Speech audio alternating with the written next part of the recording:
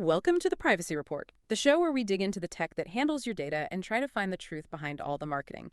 Today, we're looking at something that, for billions of people, is now the default way they send a message: the text. Specifically, Rich Communication Services, or RCS. Now, if you use an Android phone, you've definitely seen this. It's a huge upgrade from the old SMS system. I mean, you get read receipts, you can see when someone's typing, you can send high-res photos. It works a lot better. It uses your Wi-Fi or data instead of the old cellular network. But all that convenience, it raises a really big question, and that's what we're here to figure out. Does this big upgrade come with a hidden privacy cost? Especially since it's replacing SMS, which, let's be honest, everyone knew is insecure. And just before we get into the weeds here, a quick reminder that you can subscribe to our weekly email newsletter with all our findings at theprivacyreport.net. So the interesting thing, and this is really the place to start, Yeah. is that to understand the risks, you have to know what RCS actually is. Yeah. Most people think of it as, a single app, like WhatsApp or Signal. Right, like it's just one thing. Exactly. But Yeah. it's not. It's a standard. It's basically just a rule book, a set of technical instructions that the Global Mobile Carrier Association, the GSMA, oversees, and that one detail, that it's a standard that anyone can implement, not a single lockdown service.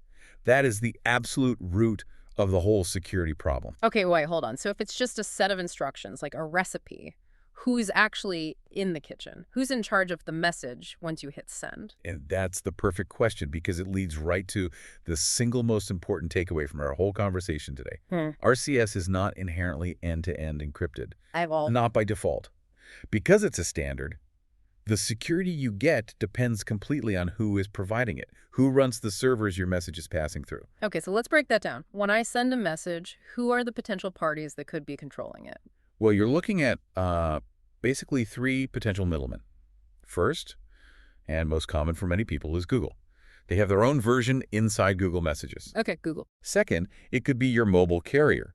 Verizon, T-Mobile, they can run their own RCS servers and route your messages through their own system. So the carrier themselves. And third, it could even be some other third-party messaging hub that just connects different carriers together. So my message could be taking one of three totally different paths with different privacy policies, and I, the user, have, zero idea which one it is at any given time. Precisely. You have no visibility. Oh. And that's the core issue. People assume because it's modern and has all these cool features, it must be secure. Yeah. That RCS equals encrypted idea is just wrong. It's a dangerous assumption. A very dangerous one. RCS improves the user experience, absolutely. But it was designed to keep the old trust relationships in place.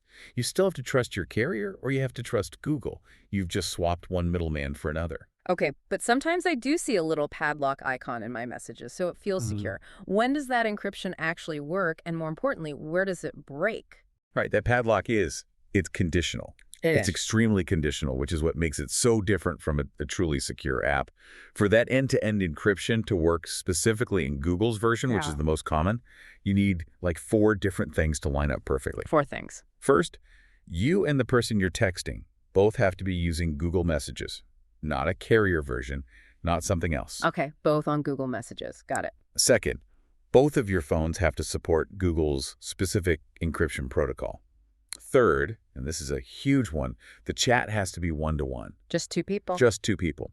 Group chats in RCS are almost never end-to-end encrypted. It's too complex. And finally, RCS has to be turned on and connected on both ends right at that moment of sending. So if my friend's phone drops to 3G for a second, or if we're in a group chat, the security just vanishes. Yeah. That's an incredibly fragile system. It is. And this is where it gets really interesting, right? Because with an app like Signal or even iMessage, if encryption fails, like if you text an Android user from an iPhone, the app screams at you. The bubble turns green.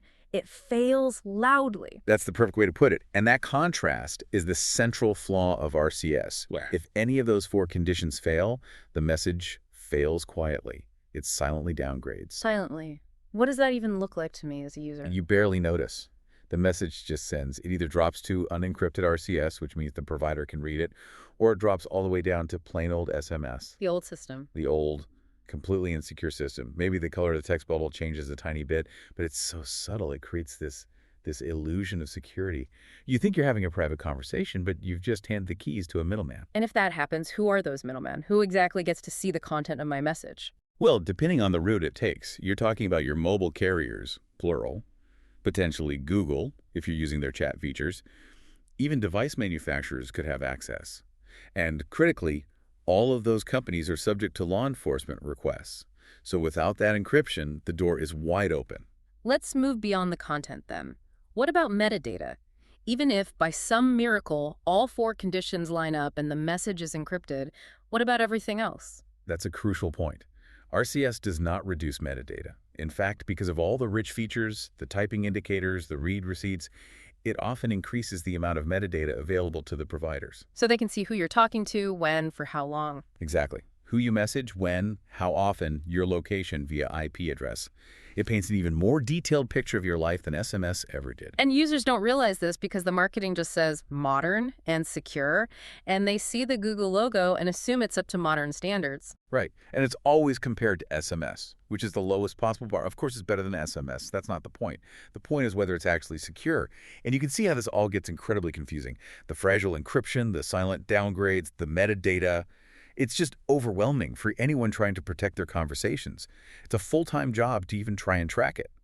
For listeners who'd rather not guess if their setup is secure, this is exactly why we offer the Privacy Checkup. It's a personalized assessment where we just go through your accounts, devices, and network setup and give you a simple action plan. It saves you the time of having to figure all this out on your own. So that brings us to the big comparison. If the goal is actual security, how does RCS stack up against the apps people think of as private, like Signal or WhatsApp? They're not even in the same league. Their missions are totally different. Yeah. RCS has, at best, partial and conditional E2EE, usually only for one-on-one chats.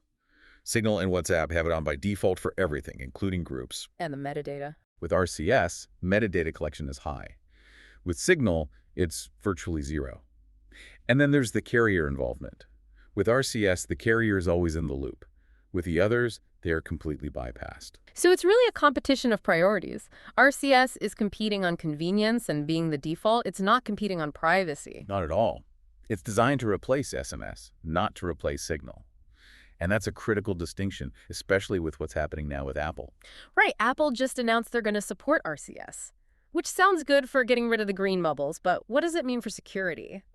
Well, Apple was very clear about this. They explicitly said that when an iPhone sends an RCS message to an Android phone, it will not be protected by iMessage's strong end-to-end encryption. So they're not bringing RCS up to their standard. They're just adopting the weaker, more fragile standard for cross-platform chats. Exactly. They're doing it likely to comply with regulations in Europe, but the effect is that they're normalizing a weaker security baseline for everyone.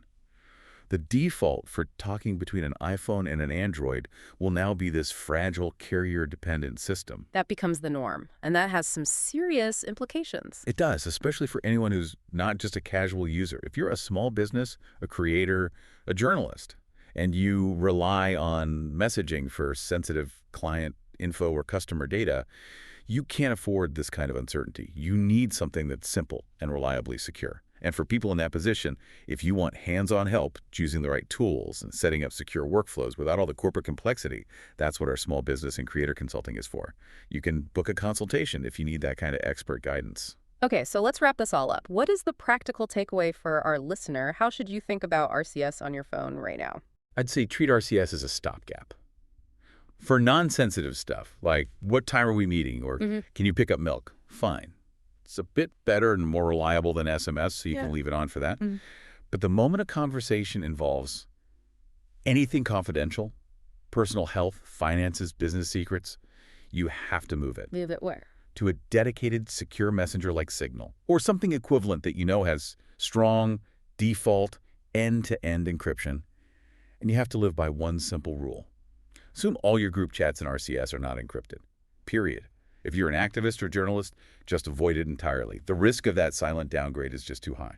So the final thought for you, the listener, is this. Take a minute and actually audit your conversations. Look at who you're talking to and what you're talking about. If anything is sensitive, don't just trust the default. Take control and manually move that conversation over to a place that you know is private. Don't let convenience trick you into giving up your confidentiality. Thank you for tuning in to the Privacy Report. Remember to like and subscribe so you never miss a deep dive into the technology shaping our lives. This episode was made with the assistance of AI.